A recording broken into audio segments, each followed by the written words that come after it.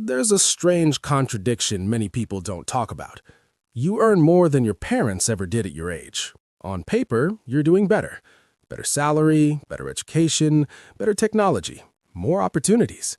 And yet, it feels harder. Harder to save, harder to feel secure, harder to imagine a future where money stops being a constant background stress. You're not struggling in an obvious way. You're paying your bills, you're functioning, but there's this quiet feeling that something doesn't add up. If progress is real, why does life feel financially tighter than it did for the generation before us? This video isn't about blaming individuals, it's not about motivation, and it's definitely not about shortcuts.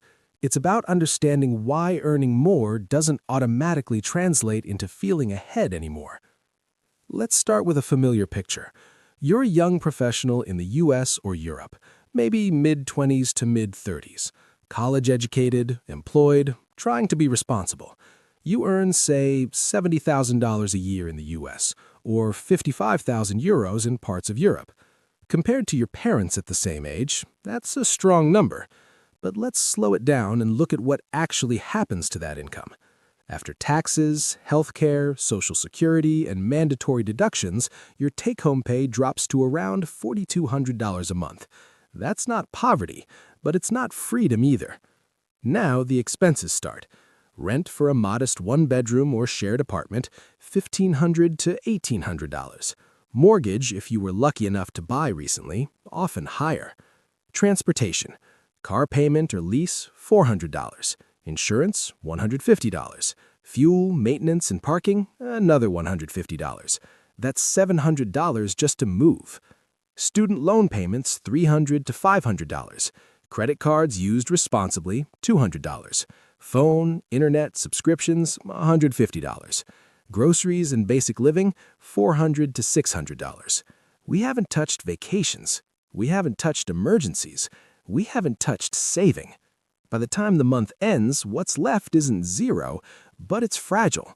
One unexpected expense can knock the whole balance off. This is the part people don't say out loud.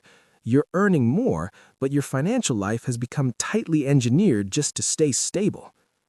This is where the comparison becomes uncomfortable. Your parents earned less, but many of them had something that's rare now: lower structural pressure. Housing took up a smaller percentage of income. Education didn't come with decades of repayment.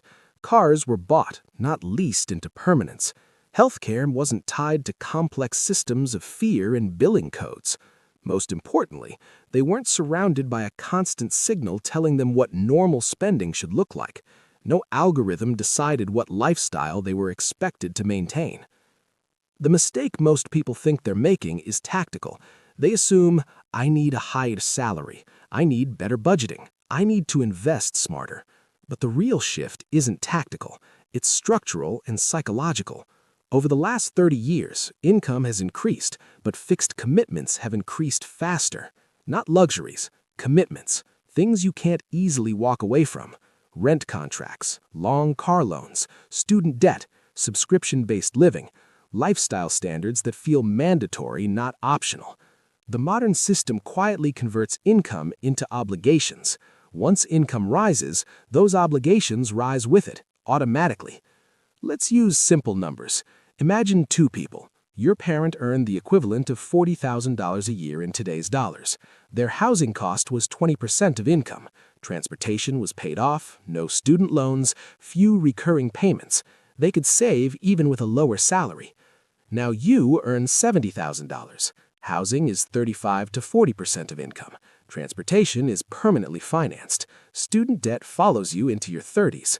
Lifestyle costs scale up automatically. Even though the number is higher, your flexibility is lower.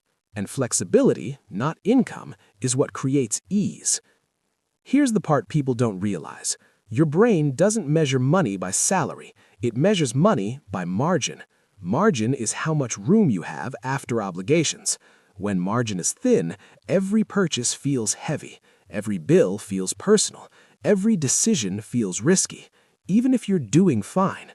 This is why so many professionals feel tired around money, not because they're irresponsible, but because they're financially overcommitted. No one forces lifestyle inflation on you directly. It happens socially. The car that feels reasonable now costs more than a luxury car did 20 years ago. The apartment that feels basic would have been premium before. The standard of living quietly shifts, and you adapt without noticing, not because you want status, but because normal moved, and opting out feels like failure, not a choice. Here's the quiet danger. When most of your income is pre-committed, three things happen over time. First, savings grow slowly, if at all. Second, risk tolerance disappears. You can't afford instability. Third, financial decisions become defensive instead of strategic. You start optimizing for comfort, not resilience. This doesn't explode dramatically. It erodes quietly, year after year. Financially intelligent people don't obsess over income first. They obsess over control. Control of fixed costs, control of long-term commitments, control of how much of their future income is already spoken for. They don't ask, how much can I afford? They ask, how hard would this be to undo? They design lives that leave room, not just status, not because they're minimalists, but because they understand something most people miss. Yourself and start making calmer, clearer decisions. You earn more than your parents did, but you also live inside a system that quietly demands more from every dollar. Understanding that doesn't fix everything overnight, but it changes how you see money permanently. And clarity is the first real wealth. If this way of thinking made you pause or reflect, you might want to stay around. You can subscribe if you want.